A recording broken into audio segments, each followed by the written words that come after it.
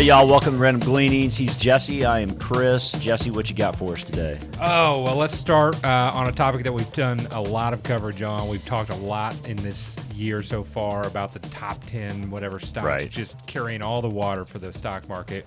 Well, some equality? Some equality has presented itself last week. Specifically, this chart was from Wednesday of last week, showing that, interestingly, those bigger stocks were mostly down last Wednesday, but most of the other stocks were up. Yeah. So I guess what this gentleman shows is the index itself was down almost 0.4, whereas the average stock was up 1.83%. So, well, that's good because the average stock has basically sucked the rest of the year. So it really has. So I think we've talked about that reversion to the mean needing to present itself to be bullish, and I think that maybe brings us into our next topics is where is the landscape right now? I mean, it is sitting about dead on as neutral as you can get. Right. I mean.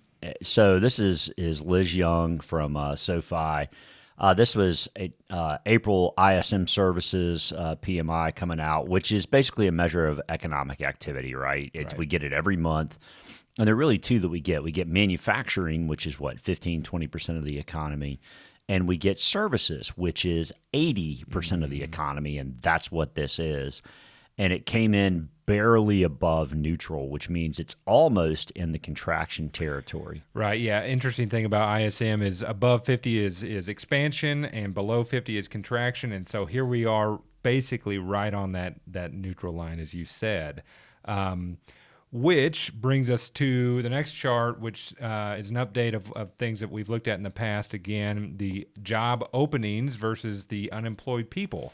Yeah, unemployment rate's 3.7%. I like how you laid this out here. 5.2 million job seekers in the United States versus 10 million open jobs.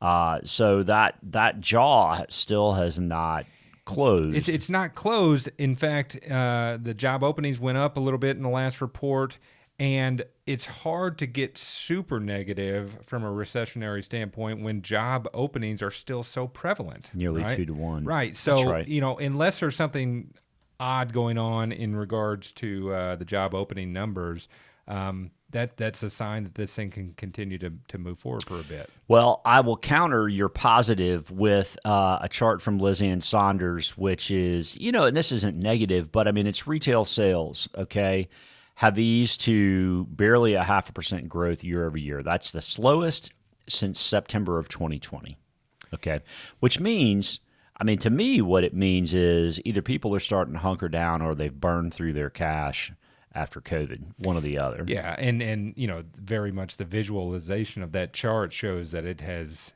slowed dramatically from the past, year and a half or so. I can say as well, looking back, I mean, 15 and 16 weren't very good periods, certainly for stocks. I know economically China was suffering somewhat.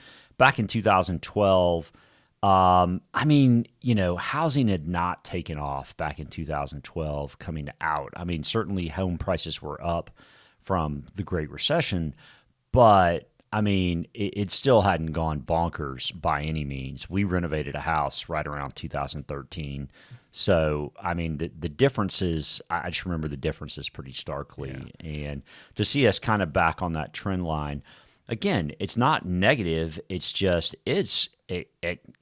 overwhelmingly neutral. I think that's, well, then let me lob things back to you again. Ryan Dietrich, a chartered market technician, shows that heavy truck sales continue to increase. And it's hard to suggest that that's recessionary. What do you got for me for that? Yeah, so this was a good tweet, and the comments underneath were awesome. There was one guy that said, "Look, I buy $60 to $80 million worth of large trucks a year."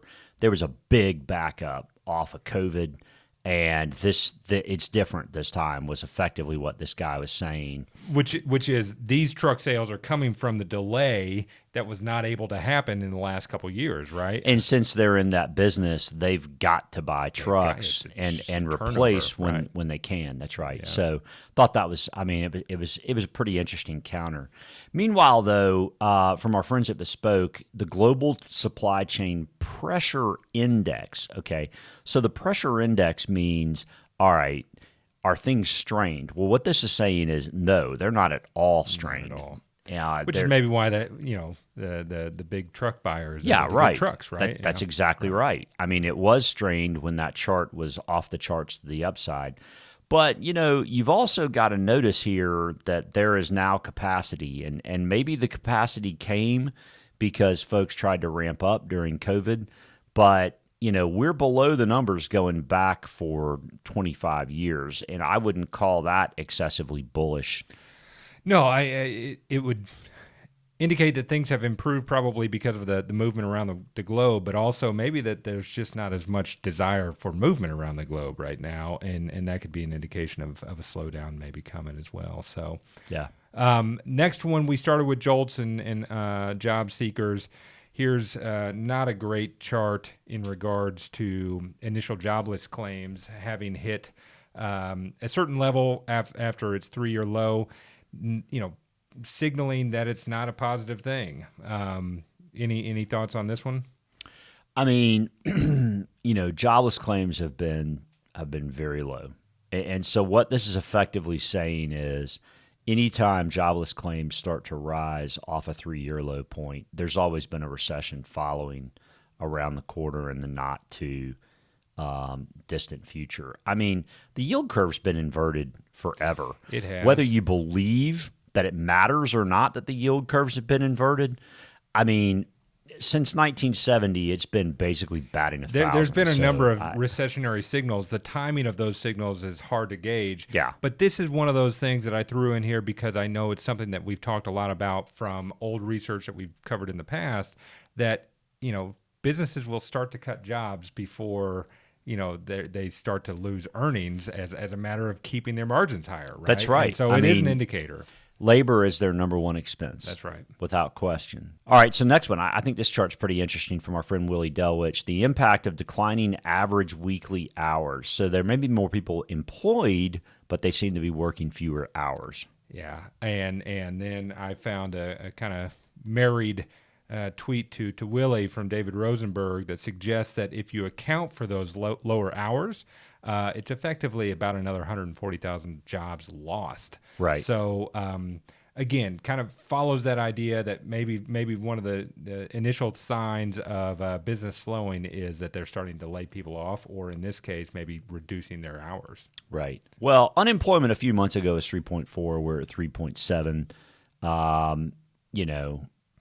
We'll see. I mean, closing that gap. I mean, if you were at 5% unemployment, that would be effectively 7 to 8 million unemployed people. So you would think that gap would close if those numbers continue higher. Right. All right. So for this week, we've got both consumer price index coming out as well as the Fed meeting. Right now, Fed's not expected to raise interest rates in June, although, again, right now, they are looking, it looks like potentially July may be a quarter point increase. That's still the expectation. Obviously, if there's a surprise with CPI on Tuesday, maybe those predictions would change a bit for June, but I doubt that, right? Yeah. So here's a chart of what currently consumer price index estimation is from the Cleveland Fed, and then also the personal consumption expenditure, and core PCE is kind of the big one there. May 4.71 year over year is the expectation on PCE, but then the CPI, core is expected to be 5.34. So they are improving, which is good. But I mean, 4 is still a long way, and 5 is definitely a long way from 2. I mean, it's an interesting look too, because again, it's a reminder that the headline CPI looks so much lower than the core. Which is probably more of what we'll hear about is the headline number. Right. But what you've boxed in here is more of what the Fed is paying attention to. That's right. So we just want to point you all to that. Have you got anything else this week? Nope, that's it. All right. Well, thank you again for watching. Please send it to a friend if it's interesting to you. Maybe it'd be interesting to them as well. Hit subscribe and let us know that you're listening. Thanks so much. Take care.